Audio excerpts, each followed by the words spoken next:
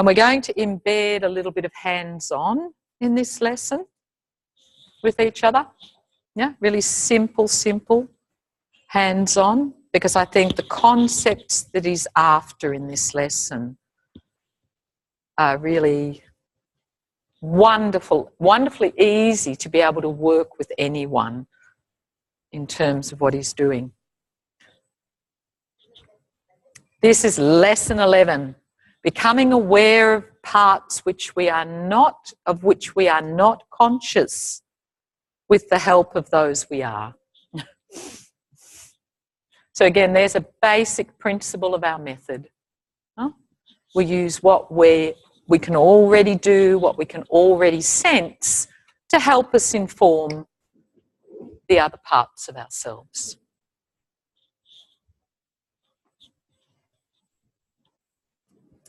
And he talks about this lesson suggesting ways, or he even uses the word techniques, for completion of the self-image. Some ideas that we can use for the completion of the self-image. And also says really clearly that its experience helps you to become aware of the areas that remain outside the range of active conscious action. So we actually have to sense it. We have to have a movement experience of it to start to include it in our image of ourselves. It's not going to just magically appear by thinking about it, but we have to experience it.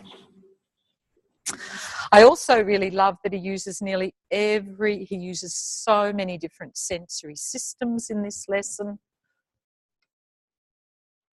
And again, as I said, that's a real hallmark of what we do, how many different sensory systems we're getting people to pay attention to.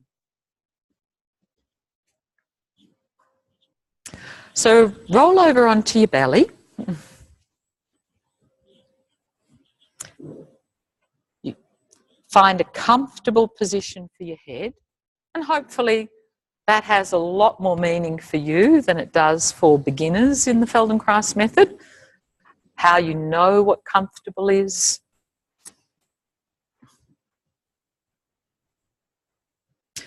And could you arrange your arms are up around your head somewhere, just where they're comfortable. And could you arrange your legs so that as much as possible your heels could be in line with your toes? So you might first want to notice, where normally are my heels in relationship to my toes? Are they rolled in of my toes or out of my toes? Is one heel different, have a different relationship to my toes than the other? Then you're finding a place where, as much as possible, you can get this long line of your leg where your heel can be in line. And then you're going to begin to imagine someone's finger. So it's not your own finger, but someone else's finger. And they're gently going to press on the back of your heel. So the part of your heel that would be closest toward the ceiling. So where would that person put their finger if it was the middle of the back of your heel? And then this person, you're going to imagine this finger tracing up over the back of your heel, the back of the big tendon at the back of your leg, your Achilles tendon, coming up your calf to the back of your knee. And this line that the person is drawing is helping you to get a sense of, where's the vertical line of my lower leg? Where's the vertical line, the shortest distance between the back of my heel and the back of my knee, the middle of the back of my knee. And I forgot to say, sorry, which leg will we do this on? Let's do the right leg. So they're in the middle of your right heel and they're tracing a line up, trying to give you a sense through touch, through pressure on the back of your leg where this line would be drawn so that it wouldn't be deviating to the left or the right, but would be going straight through to your knee.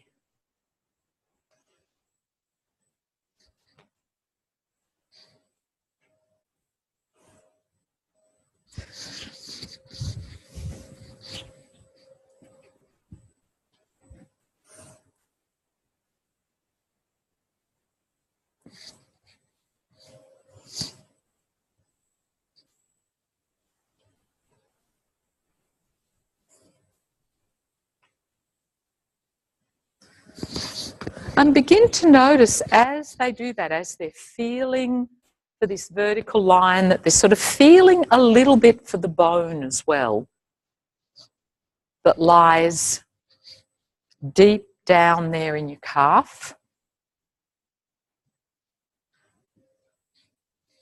And that maybe you could feel that as this line is being drawn, that somehow your leg responds to this line.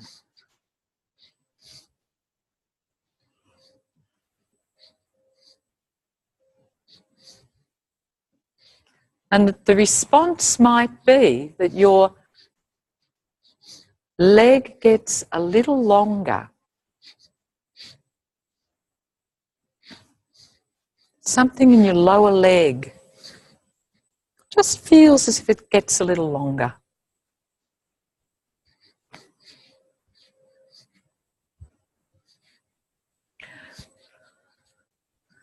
And then can you imagine that same finger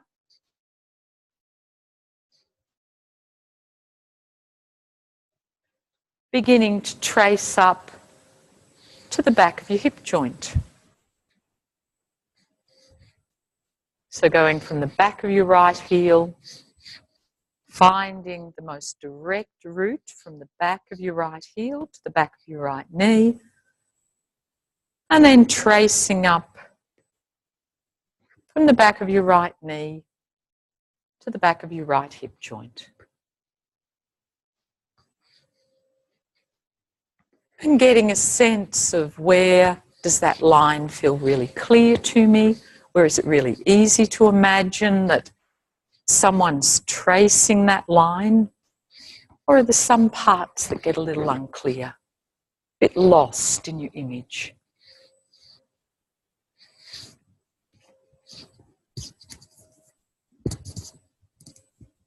Okay. So let's change the image now. So what we've been using up until now is this idea of touch. You might have started off with a really sense of light touch, and then as I was talking about that the finger could feel more the bone through you, that you imagined a heavier touch, which is different sensory receptors. So now we're going to try really change the image to a heavy iron ball.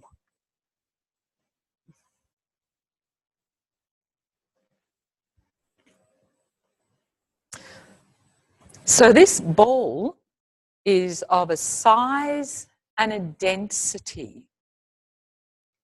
that if you imagined it starting at the back of your heel, that the weight of this ball would give you a gentle vertical pressure down toward the ground that would maybe allow something to happen in your ankle.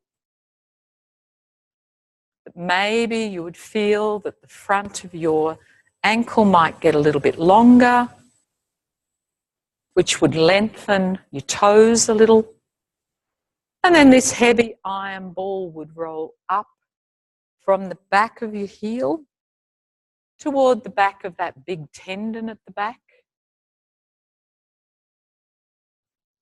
And again, you can keep it rolling as a continual line, or you may want to pause at times and feel the weightedness of the ball. And that this ball is heavy enough to give you a sense that it's gently pressing your leg into the ground, so that your leg has to feel that it can give in a way to the weight of the ball. You have to find a way that your leg could respond a little bit to this weightedness of the ball. And the ball keeps moving up this line that you've already traced out. Someone's fingers traced out. And you're really feeling that it's sort of finding this clear vertical line, that it can roll along the back of your calf. And again, that it's giving a weightedness, a sense that your leg could give a little bit more to the ground.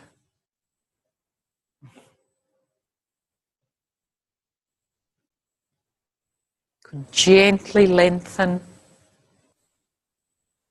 gently soften a little bit toward the ground.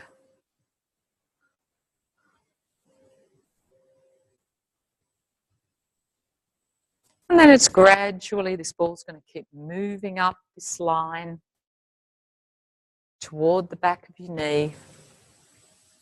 And it's going to continue finding this line, finding this groove really, up the back of your right leg, up your thigh, till it goes up towards your pelvis and finds your hip joint, the back of your right hip.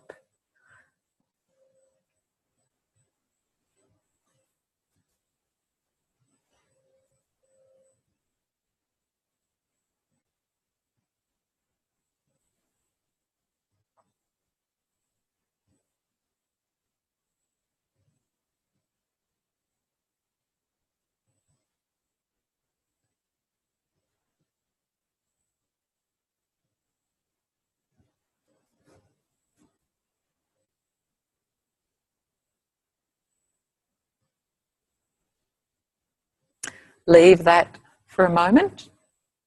Rest your attention. And simply notice, does one leg feel different to the other?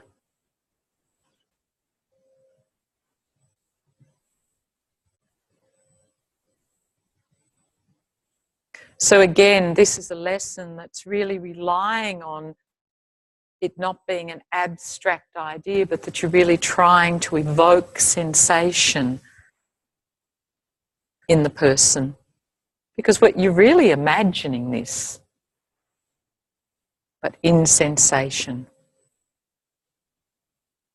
So now with your left arm, which is somewhere up above your head, your elbow is bent.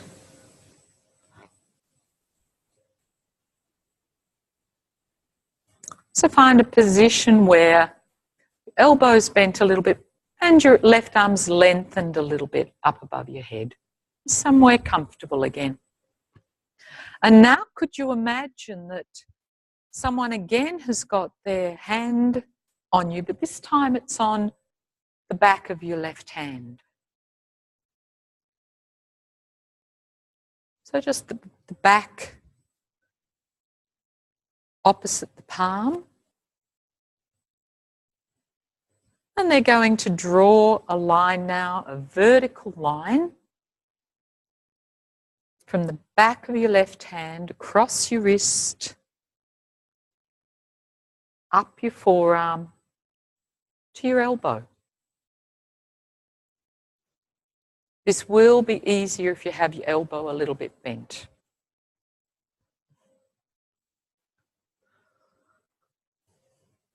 So how easy is it here to imagine someone finding the most direct route from the back of your your left hand, over your wrist, up your forearm, to your left elbow.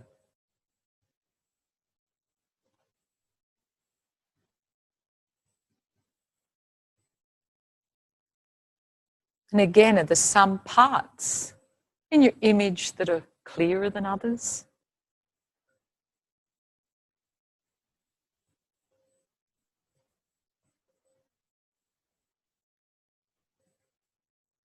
Is it easier to imagine the person's finger going from your hand to your elbow, or your elbow to your hand? Is there something in the direction that they go, that one direction has more clarity than the other?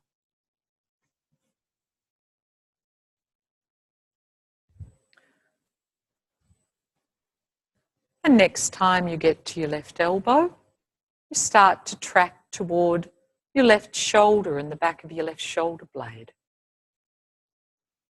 So again, it's this finger finding the most direct line.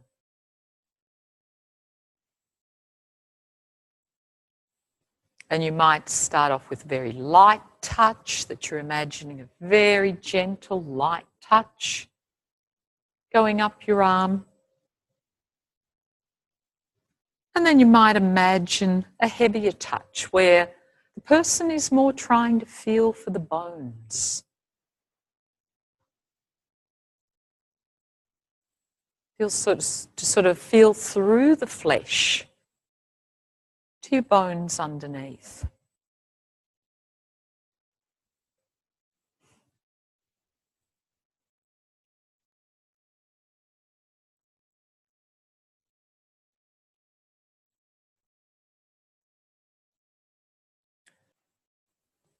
And then the same thing as we just did with your right leg, you've now got the iron ball.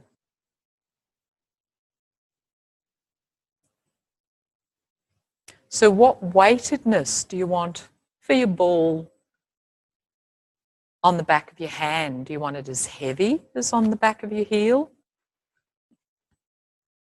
So again, you're going to find a weightedness of your ball, a size, but it's definitely an iron ball, a heavy ball.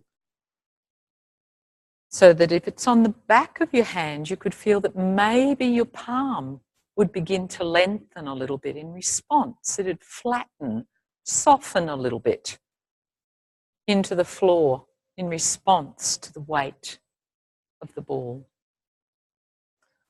And then your ball again would begin to track over the back of your wrist, up your forearm.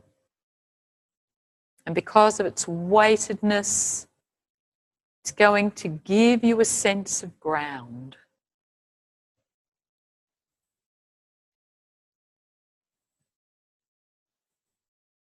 So it's allowing you to respond to the weight of the ball by thinking, oh, just that's the direction of ground. That's vertical. That's where I'm heading for.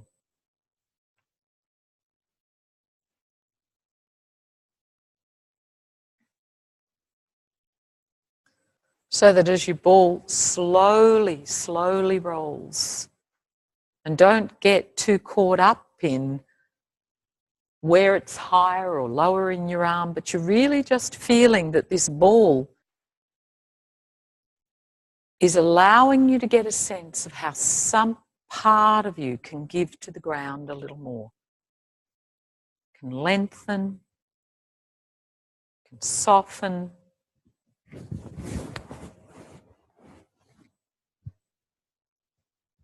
And you're finding those parts of yourself that are more responsive to this, that's a part that, yeah, I can feel that I know how to give to the ground there. But another part, it's like, oh, it doesn't feel like it gives much.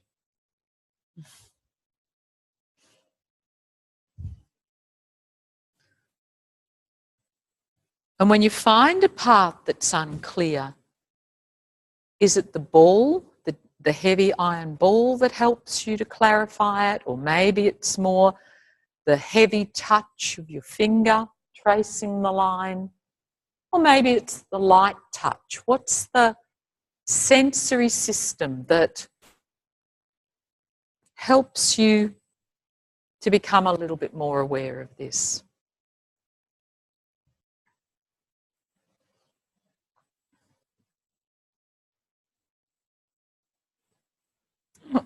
Okay, leave that. Get a sense of how your two legs feel at the moment, your two arms.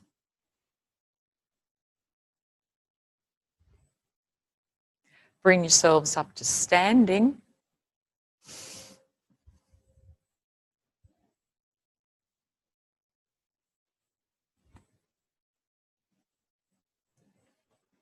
Give yourself time to feel, what has this evoked in me? This absolutely imaginary process, if you like. What's it evoked in the sense of how your bones support you on one leg compared to the other leg?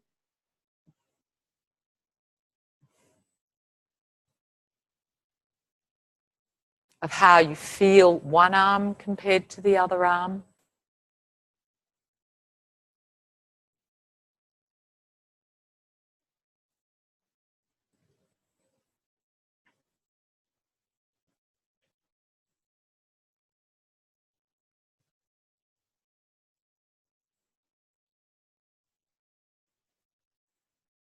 Karen, you can stay down if you like. Karen, stay down.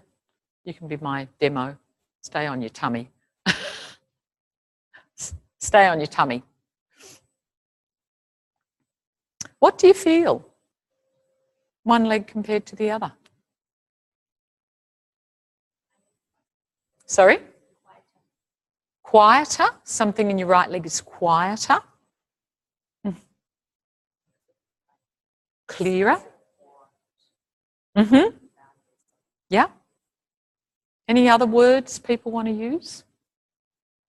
So on your tummy, Karen. Oh, okay, sure. You will in a minute. I'm just going to do some hands-on on you, but if you want to get up, that's fine. Yeah?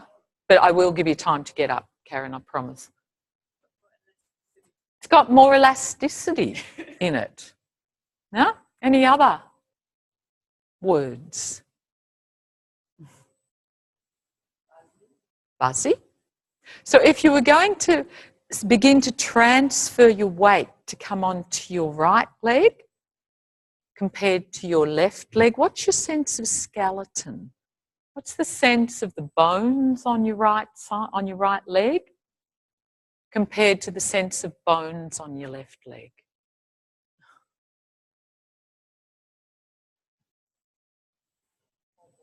There's more bone, more bone. Yeah? Mm-hmm. But that, as most of you have said, it's more bone, but it's not rigid. Yeah, there's a real softness there, or ability to adapt. So how did that do that?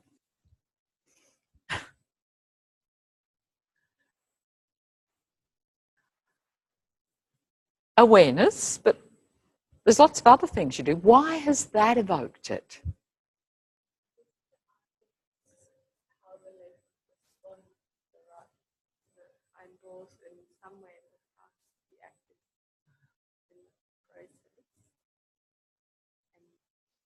Did engage our leg, our muscles.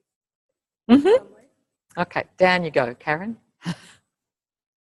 You're going to do this on each other now, okay? Just to really clarify this. Karen, do you want it done on the same leg or the